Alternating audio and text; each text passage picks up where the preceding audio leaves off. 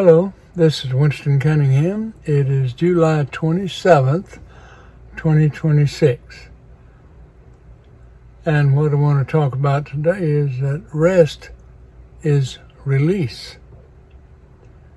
Now, you know that when you go to the bathroom, you rest, and if you strain, it causes problems. So you have to let your body relax in order for the body to complete its mission there. You've probably already found that out, if not naturally, by experience, probably. And when you go to bed at night, the only thing you can successfully take with you is peace. If you're not peaceful, there is no rest.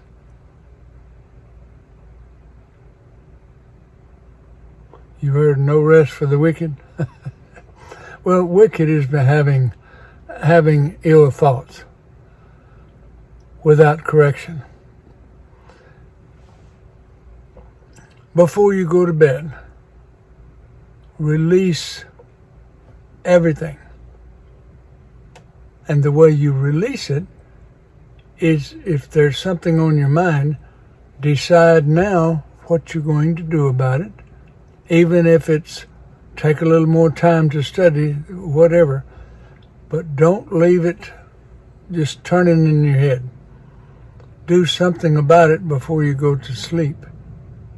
And then you will rest. And your body needs rest in order to recuperate. And it is only when you are at rest, mentally, emotionally, and physically, that you will get the best dreams. I say the best dreams. All dreams are good because they supply information about you that you may not see anywhere else, because it's coming from your own soul. Dreams are communication from your soul about your current state of conscious awareness. It is very important. And since I mentioned dreams, go to dreamschool.org and get ready for Wednesday evening at 6:30. There's an hour long program on dreams, and you will get a lot out of it. It would behoove you to invest an hour a week with this program. You'll learn a lot about dreams. Dreamschool.org. So when we are at rest, and when we set forth an intention to remember the dreams, that's when we remember the most of them. And whether you remember a little bit or a lot, it's still worthwhile.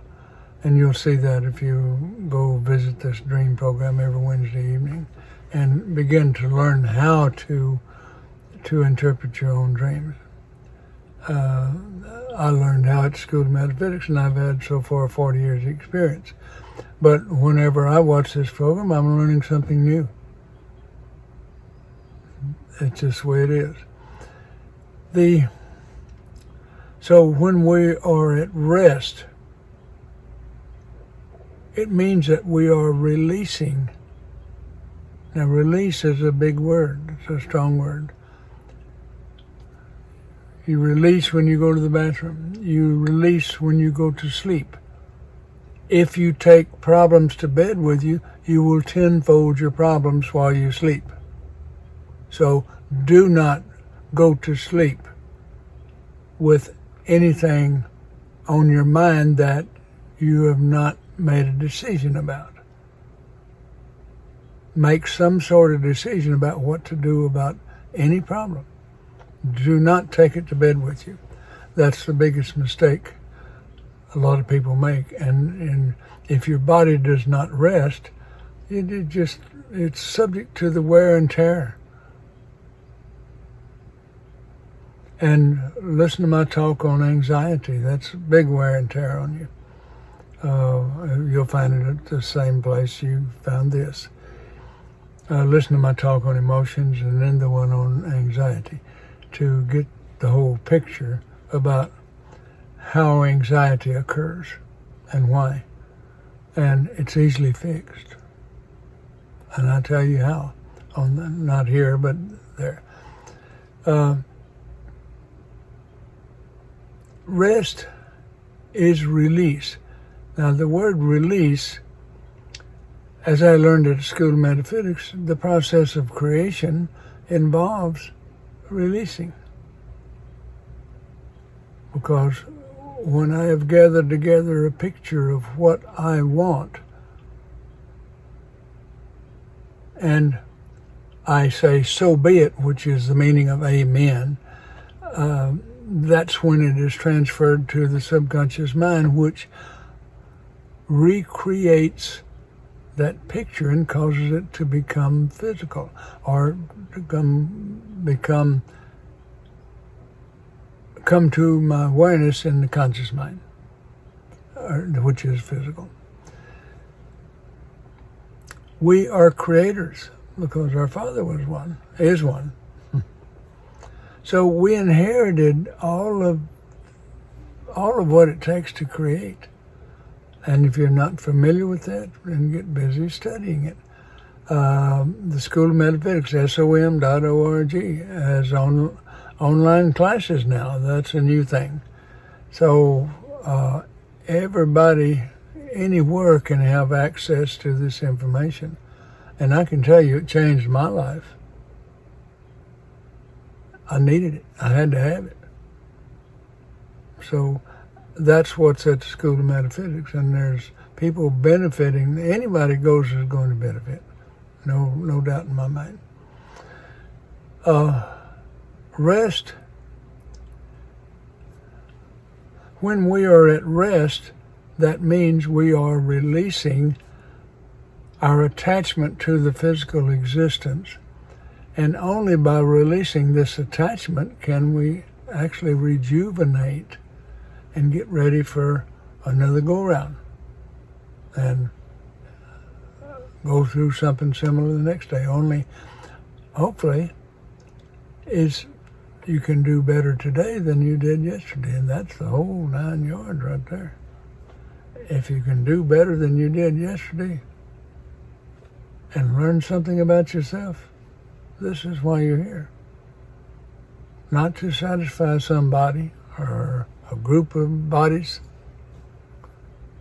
or political bodies. Foolishness. Release is an important word, and release requires rest. Release requires rest. I practice and have for a long time of being quiet, being still within, so that I can hear my own soul guiding me. And it does so. If you're not acquainted with your soul yet, then listen. I challenge you, now that you've seen this video, go back and so far I've done 115 of these talks. I think this is 116. Listen to one each day until you've heard them all. And somewhere in there, you're going to get the idea of how to connect with your own soul, because that's what I've been doing. That's what I needed. I didn't need a group of people telling me to do this, that, and the other. I needed the guidance from my own soul. That's what I needed, and that's what I found. And to discover, if you haven't already, discover what the value is in releasing by being at rest. Sometimes I'm just in the sauna or the whirlpool or the steam room at the Y, and if there's not many people talking, and I'll just take a moment or a few moments to be still. I practice stillness a lot because that's where I hear my own soul talking to me, or that's when I'm connecting. And as I release any question that I have on, this is another form of release. When I have a question, I pinpoint the question, or I qualify the question and make it as clear as I possibly can about what I want to know. And I release that to my soul. When I release it, it goes to my soul. And within a couple of days, my soul constructs or attracts me to an experience that allows me to see what I need to see. The soul is my built-in partner, and your soul is your partner. Your soul mate is your own soul. You look within and find everything you need. By releasing your attachment,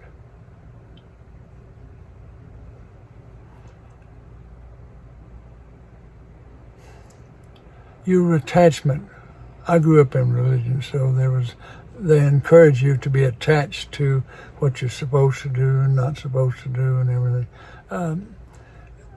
I needed more than that. That didn't tell me what I needed to know. I didn't find out what I needed to know till I got to the School of Metaphysics. Now, I was getting clues along the way because I was looking to listen within. I just didn't know all of the steps about how. But the School of Metaphysics did. And they gave me what I needed, what I had to have. And if you listen to my talk on the question, as you clarify the question, your own soul will guide you to where you need to be to answer that question. And your soul may send you to a different place than my soul sent me. It don't have to be the same. But we've had many, many lifetimes, and there may be something hanging out that you need to understand from previous lifetimes that requires a specific experience. Your own soul will guide you to it. So allow yourself to be that individual by releasing your attachment to be like other people. This is something I had to release early on, a long time before I knew what the word release meant. I knew what it meant from previous lifetimes, but I didn't know how to appreciate that. Now, I more fully know how to appreciate it now, after years of experience. But it took the experience and me releasing attachments to discover what I have discovered so far, and I'm thankful every day for what I've gained. And yes, I would like to see other people gain this, but in their own way. But I know if they're asking questions within and listening within for the answer, they're going to find it. Because that's what I did. That's what I'm doing. And there's more to come. Because with each problem, it translates into a new challenge. That's what mountains in Language of Mind represents. To having reached the peak of a mountain, you have met a challenge. When you're going over the other side, you have met a challenge. This was part of what the dream language would tell you. The language of mind is the dream language, which is the language of the soul. And while I'm thinking about that, let me encourage you to get a copy of The Universal Language of Mind, Matthew Interpreted, which will get you really acquainted to how the dream language, the language of the soul, was used in writing the Bible and other holy works. And it's the picture language. And do yourself a favor, read this book, and you'll begin to understand things that you had questions about throughout the Bible if you've been a Bible student. And let me just say this. I do not see how anybody can understand very much about the Bible without language of mind. It just puzzles me because I know what it took for me, and I know how valuable the picture language is. And it's amazing.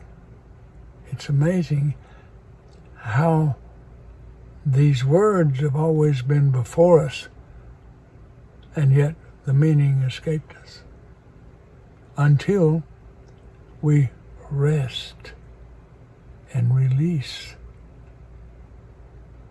our attachment to what other people say that is. You can only understand truth through your own experience. So don't waste time looking elsewhere. Just look within. But be still and know that I am God. Be still. One of my talks is on stillness, because that's where I'm finding what I need continually over and over again. And all throughout the day, I'm practicing resting. If I'm tied up in anxiety, emotional overload, or emotional misunderstandings, any of that, then I am not at peace, and my body is to be anything other than peaceful is to have the body deteriorate. This is important because for the last 40 years I've been practicing stillness, and I am not deteriorating as fast as other people my age. One of my talks is getting old is a choice. And the way you reduce the aging process is by resting and releasing all of the stuff that you don't need.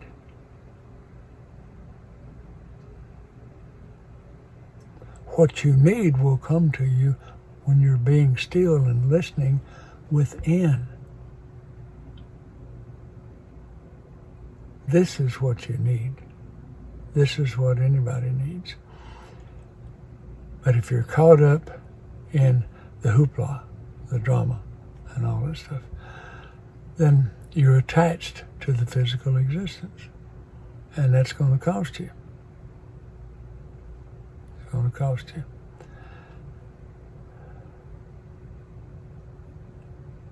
Rest and release. Release by resting. Release through resting. Release so you can rest. Rest so you can release. Those two words are really, I'm doing the motion now that's the sign of infinity, which is like a figure eight, doing with my hands.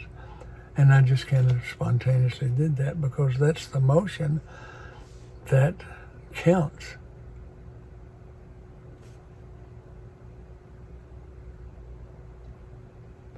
Ease by listening, ease through release. And so that there becomes a natural flow of energy throughout each cell of the body. And when you're experiencing the stillness, the peacefulness that allows for release, then you are connecting with the universal energy that is available to all of us.